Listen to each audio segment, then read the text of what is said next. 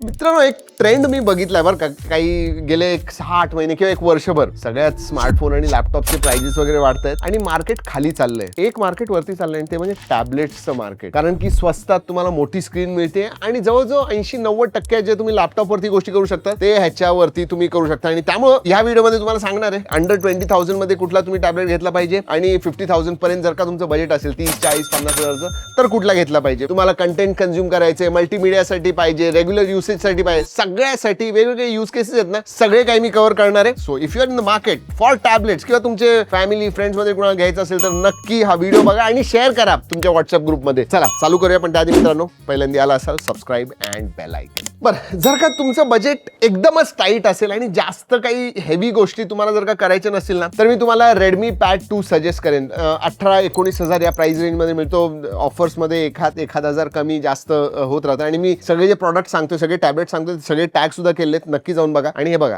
अजून एक गोष्ट, कुठलीही गोष्ट जर का घ्यायची असेल आत्ता घ्या, थांबू नका, कारण की प्राइसेस हे वाढतच राहणार आहेत, whether it is tablet, laptop, smartphone, सगळेच. So keep that in mind. तर हा जो रेडमी पॅड 2 आहे ना, 11 inch IPS LCD display, 2.5K resolution आहे, चांगला डिस्प्ले आहे, 90 हर्ट्जचा रिफ्रेश रेट आहे. जर का तुम्हाला युट्यूबचे व्हिडिओज किंवा मूवीज, नेटफ्लिक्स वगैरे बघायचं असेल तर Redmi pad 2 is quite good. 9000 mAh ची बॅटरी आहे.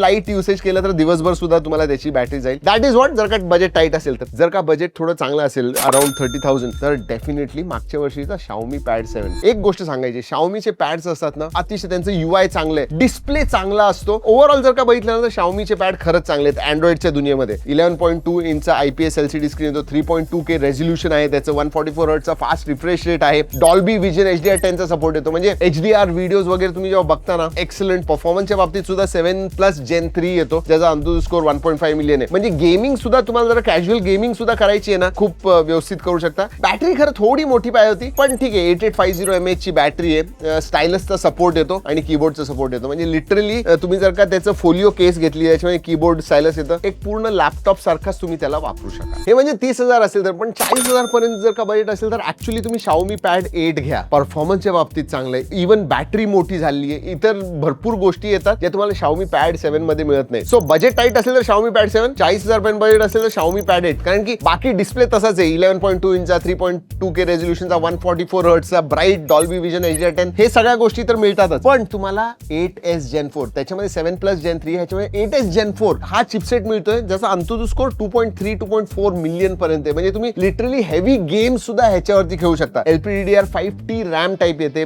UFS 4.0 स्टोरेज टाईप आहे. बॅटरी सुद्धा त्याच्यामध्ये 8850 आहे, याच्यामध्ये 9200 mAh ची बॅटरी आहे. So that is good. Xiaomi pad 8 is much better than Xiaomi pad 7. Tight असेल तर पॅड 7, नाहीतर मग पॅड. पण एक टॅबलेट मित्रांनो जो आत्ता लॉन्च झालाय रिसेंटली आणि 40,000चं बजेट असेल तर, आणि मल्टीमीडिया कन्झम्पशन साठी तोड नाही त्या टॅबलेटला, आणि तो म्हणजे हा मोटोरोला पॅड 70 ग्रूव्ह. हे बघा, लिटरली 48 वॉट आउटपुटचे स्पीकर्स येतात, ह्याच्यामध्ये 9 वेगवेगळे स्पीकर आहेत. म्हणजे आजपर्यंत कुठल्याही टॅबलेटमध्ये मी असा बेस किंवा असं म्युझिक ऐकलेलं नाही. ह्याचा डिस्प्ले सुद्धा जबरदस्त आहे. मल्टीमीडिया कन्झम्पशन साठी ह्या टॅबलेटची तोड नाही, दॅट इज फॉर शुअर. आमच्या ट्रॅकिंग टेक हिंदीवरती याचा फुल व्हिडिओ केलेला आहे पूर्ण. जर का सगळ्या गोष्टी पाहिजे असतील तर नक्की जाऊन बघा, मी आय कार्डमध्ये इथं टॅग करतोय.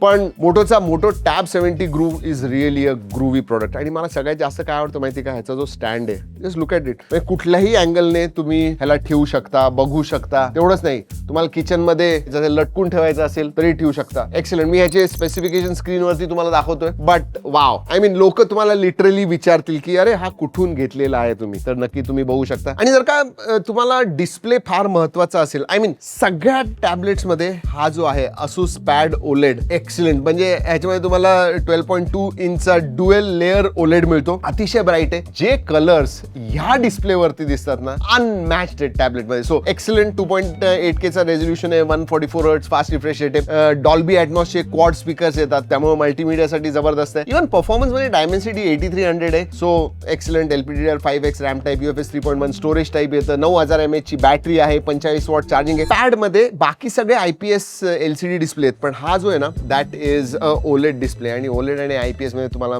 फरक माहितीच आहे. आणि खूपच it is light weight, very well built, clean UI येतं. म्हणजे लिटरली अगदी नेटिव्ह अँड्रॉइड आहे ना, नॉर्मल पिक्सेलचा तुम्ही घेतला ना त्याच्यामध्ये जसं येतं ना तसंच याच्यामध्ये येतं. त्याच्याहूनही स्ट्रिप डाऊन व्हर्जन मी म्हणेन. So absolutely clean UI. So definitely for display go with Asus. तुम्ही आता म्हणाल की हे सगळे सांगितले, आयपॅडचं अजून नाव का नाही घेतलं. अहो विचार करा ना, iPad 11 जो 35,000 लिटरली 3-4 महिन्यापूर्वी मिळत होता, आता 50,000 झालाय. आणि ठीक आहे, तुम्ही जर का ऍपल इकोसिस्टम मध्ये असाल, तुम्ही आयफोन वापरताय, तर तुम्हाला iPad पाहिजे, then you can go in for it. Otherwise हे जे मी तुम्हाला अँड्रॉइड टॅबलेट सांगितलेले आहेत ना, those are really value for money. 50,000च्या खाली जर का तुमचं बजेट असेल तर, 50,000 पर्यंत बजेट असेल तर आणि तुम्हाला जर का ऍपलचा डिव्हाइस पाहिजे असेल तर iPad 11. आधी जर सांगितलं सगळे टॅबलेट मी टॅग केलेले आहेत, नक्की जाऊन बघा. जर का तुम्हाला घ्यायचं असेल तर तुम्ही ह्याच्यामधला कुठला टॅबलेट घेताल हे खाली कमेंट्स मध्ये नक्की सांगा. चला मित्रांनो, त्या व्हिडिओमध्ये एवढंच. पुढच्या व्हिडिओपर्यंत जय हिंद, जय महाराष्ट्र. तुम्ही ह्याचा मागचा स्टँड बघा, कसला एर्गोनॉमिक आहे. म्हणजे लिटरली, अरे इथं काय, हे काय दाखवतोय तू, इथं हे स्टँड आहे, इथं दाखव. हा, सारखं घड्याळाकडे फोकस करतोय यार. हा काय, म्हणजे मला काही कळतच नाहीये. मस्त, म्हणजे सगळ्यांच्या आठवणीतलं घड्याळ आहे हे. लिटरली तुम्ही जेव्हा शाळेत असताना, शाळेत जेव्हा जाताना तेव्हा सगळ्यांना सगळ्यात पहिलं घड्याळ हे आठवण कुठलं आहे ते सांगा खाली कमेंट्समध्ये, बघूया लोकांना माहिती आहे का.